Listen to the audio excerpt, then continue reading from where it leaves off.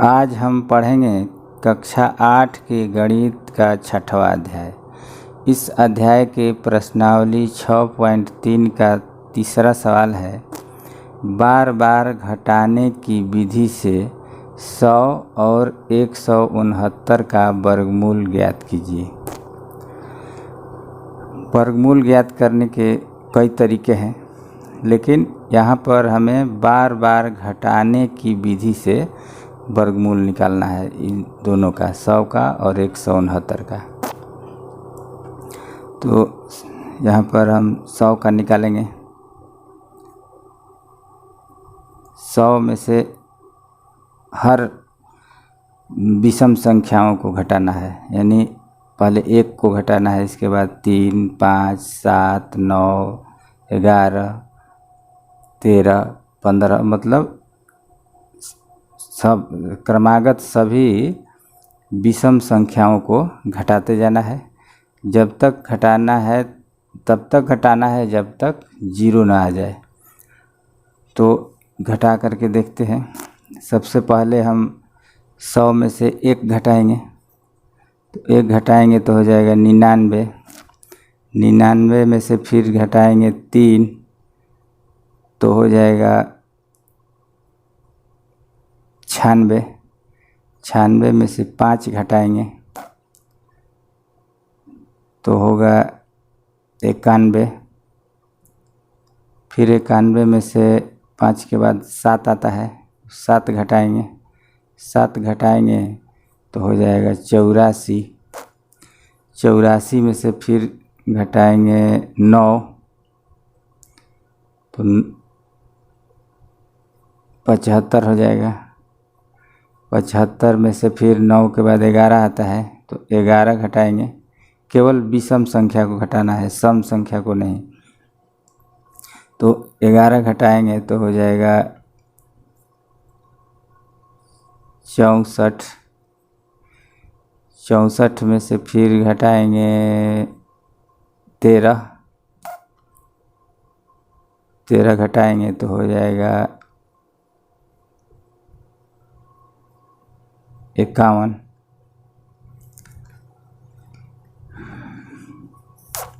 51 में से घटाएंगे 13 के बाद आता है 15। 51 में से 15 घटेगा तो हो जाएगा 36। 36 में से 17 घटाएंगे, 15 के बाद 17 आता है, 17 घटाएंगे तो हो जाएगा 19। 19 में से 19 घटाएंगे, इसलिए कि 17 के बाद 19 आता है। 19 में से 19 घटाएंगे तो हो जाएगा 0। जब 0 हो गया, बस इतना ही तक घटाना है। इसके बाद गिन लेना है कि यह कितनी बार घटा है, यानी एक बार यह हो गया 1, 2, 3, 4, 5, 6, 7, 8, 9 और 10। 10 बार घटाया गया है, इसलिए इसका आंसर 10 होगा। चूँकि 10 बार घटाया गया है, इसलिए 10 आंसर होगा। इसके बाद दूसरा बनाएंगे। दूसरा सवाल है 169। इसमें से पहले 1 घटाएंगे तो हो जाएगा 168। 168 में से 3 घटाएंगे तो हो जाएगा 5, 6, 165। 165 में से 5 घटाएंगे तो हो जाएगा 160। 160 में से घटाएंगे 7। 7 घटाएंगे तो हो जाएगा 153।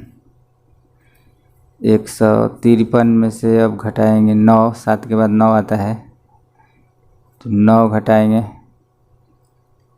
153 में से 9 घटाएंगे तो हो जाएगा 144। 144 में से 11 घटाएंगे, 9 के बाद 11 आता है, 11 घटाएंगे तो हो जाएगा 133। अब 133 में से 13 घटाएंगे, 13 घटाएंगे तो हो जाएगा 120। 120 में से फिर घटाएंगे 15, तो 15 घटाएंगे तो हो जाएगा 105। 105 में से 105 में से 17 घटाएंगे, 15 के बाद 17 आता है विषम संख्या, तो 105 में से 17 घटाएंगे तो हो जाएगा 88। 88 में से अब 19 घटाएंगे, 19 घटाएंगे तो हो जाएगा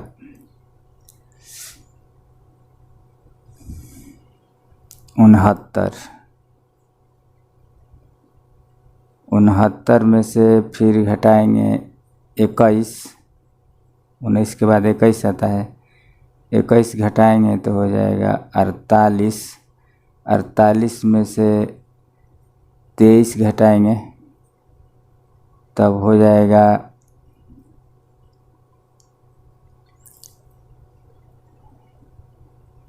25। 25 में से 25 घटाएंगे तो हो जाएगा 0।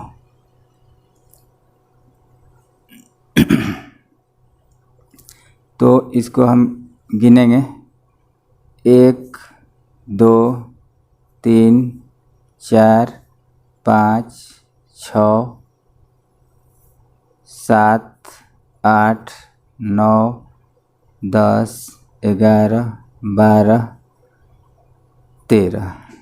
13 बार घटाए हैं। चूँकि 13 बार घटाया गया है इसलिए 13 आंसर होगा।